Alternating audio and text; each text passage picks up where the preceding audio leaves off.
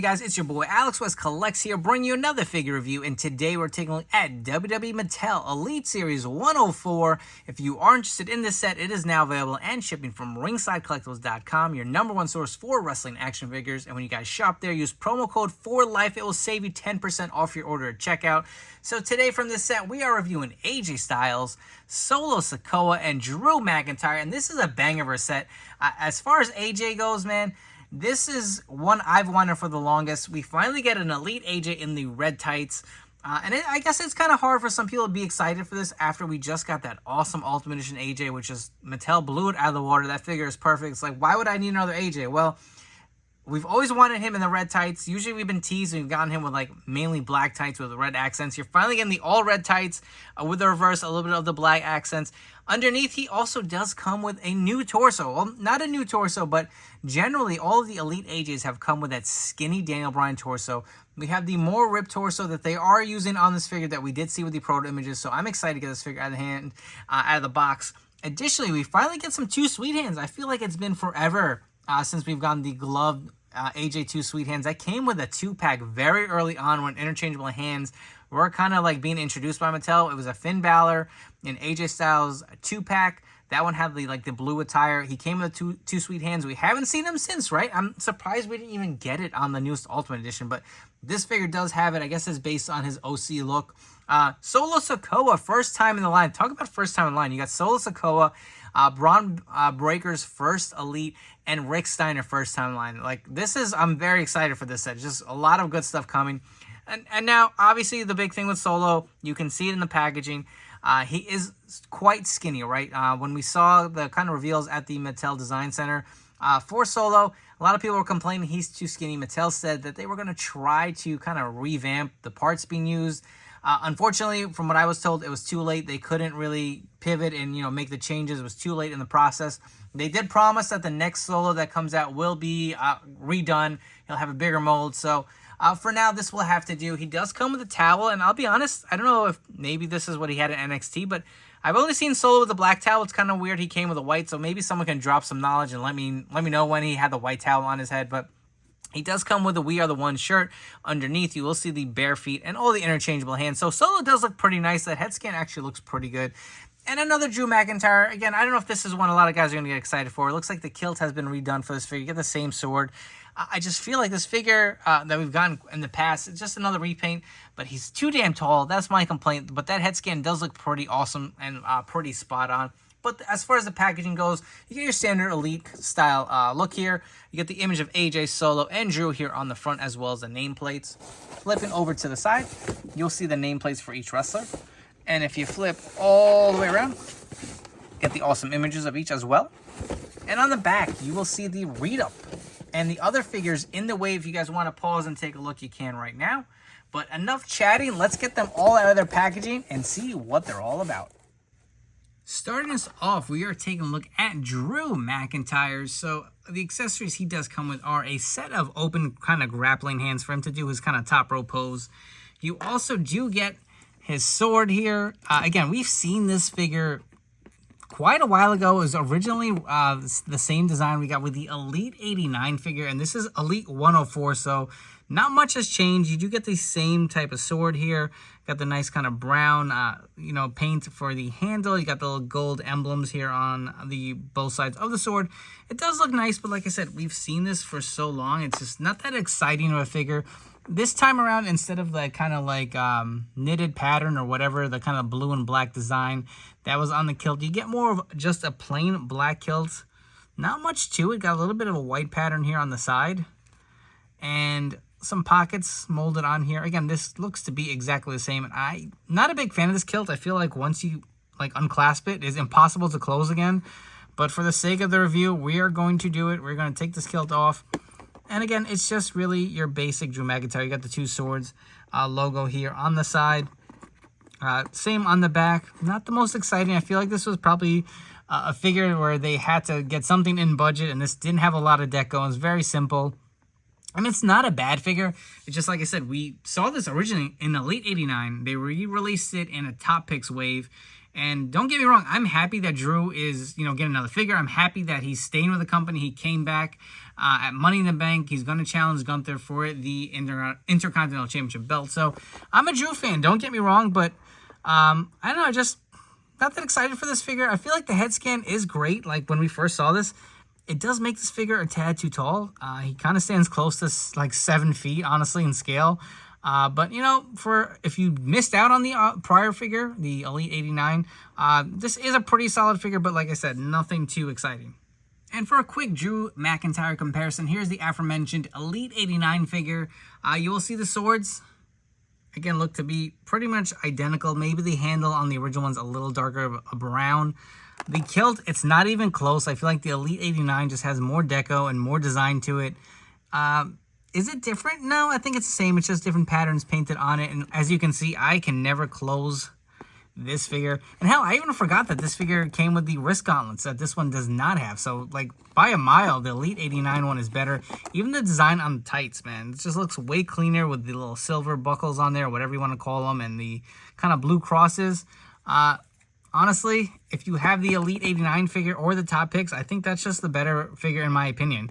As far as the head scans, again, they are the same scan, right? But it looks like the paint applications are better on the newest Elite 104. I feel like my eyes, on maybe just mine, he's kind of looking like up to the side. The new head scan looks 100 times better, to be honest. So that is one plus I'm going to take away from this figure. And before we jump to the next figure, I want to give credit where credit is due.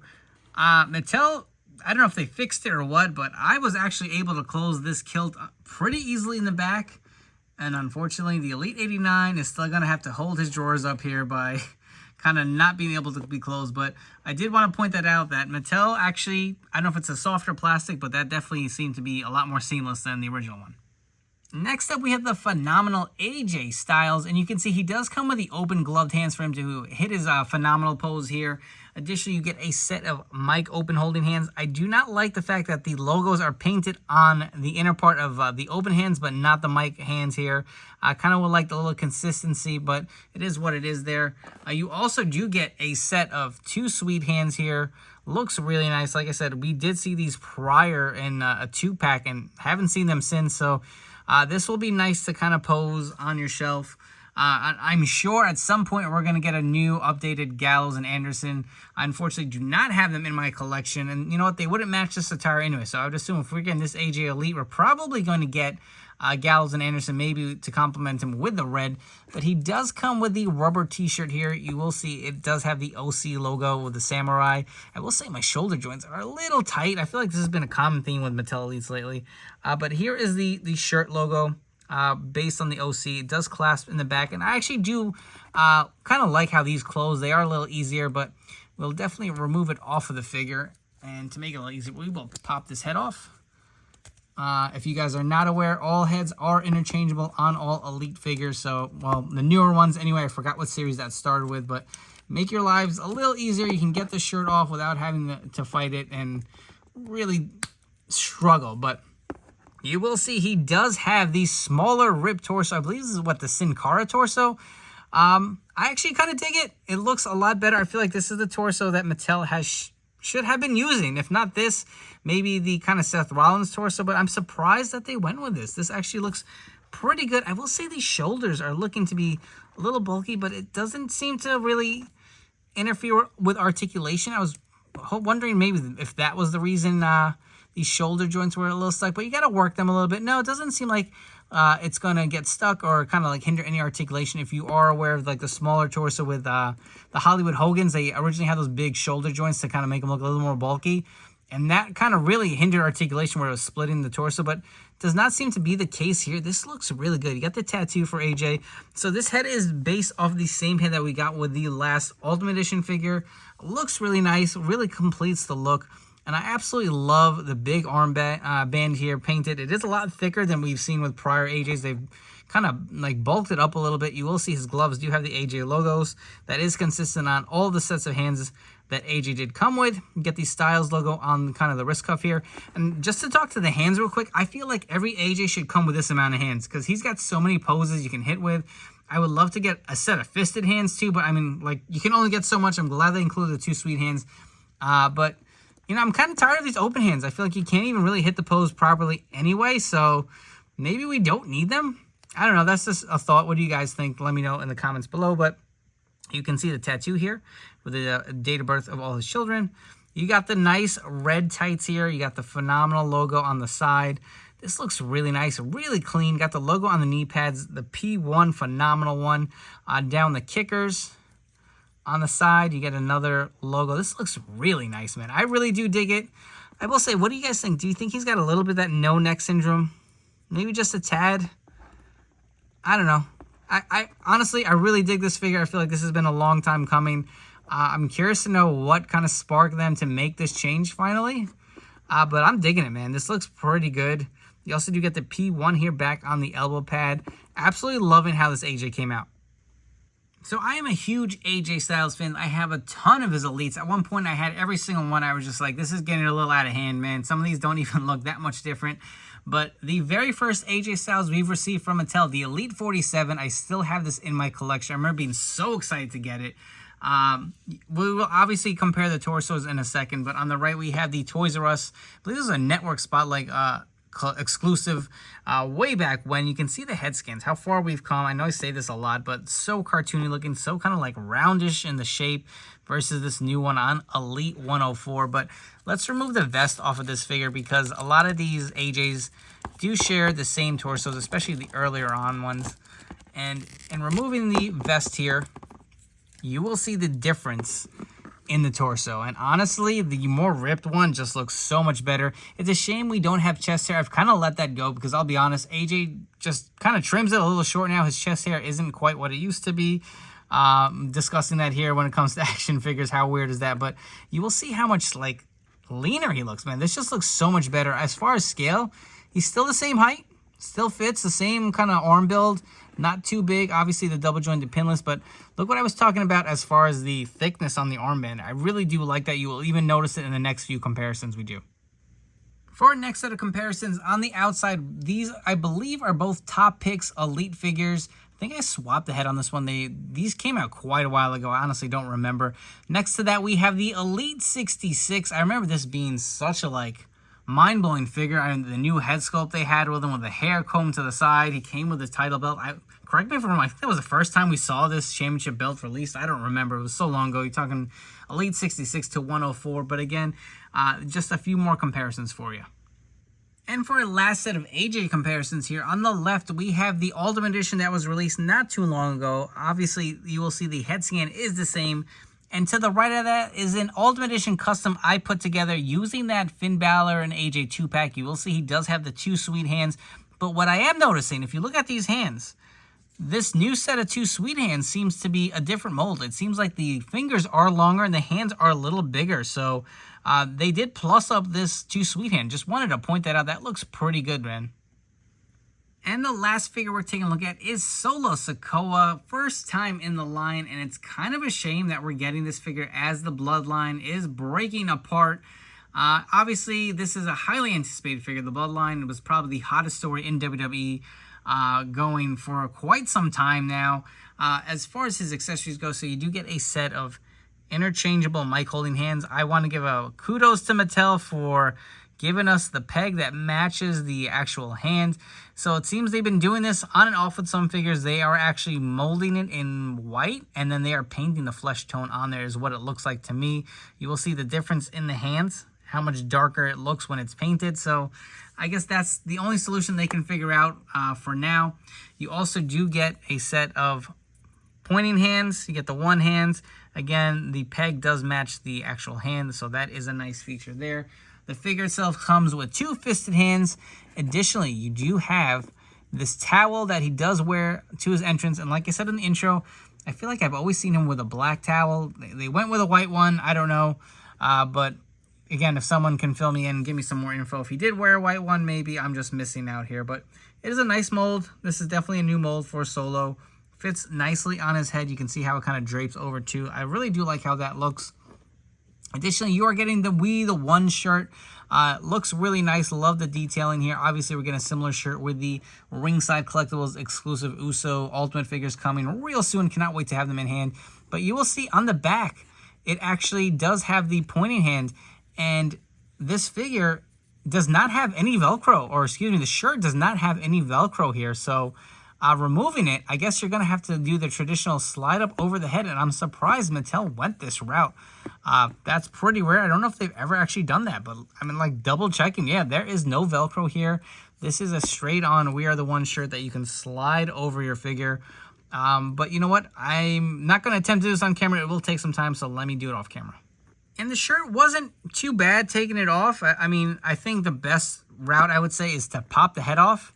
It comes off very easily on this figure.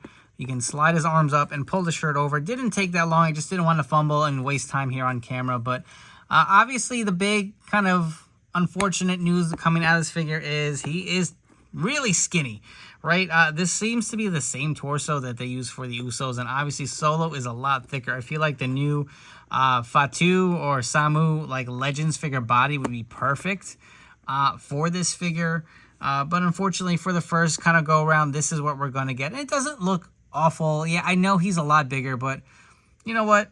They screwed up. They admitted it. They tried to correct it. Didn't come out how they had envisioned. And I mean, you can't fault them. They did try, but this is the finished product. I mean, if you guys really don't like it, you could always wait for the next one. But you do see all the nice tattoo detailing here. You got the Samoan tat on his chest. Look at the full sleeves here going around the back. If you guys want to get a look on the inside of the arm. Looks really good. I always love the detail on these Samoan tattoos that Mattel has done. Same on the other arm. Some nice detailing as well. Kind of going around the shoulder a little bit.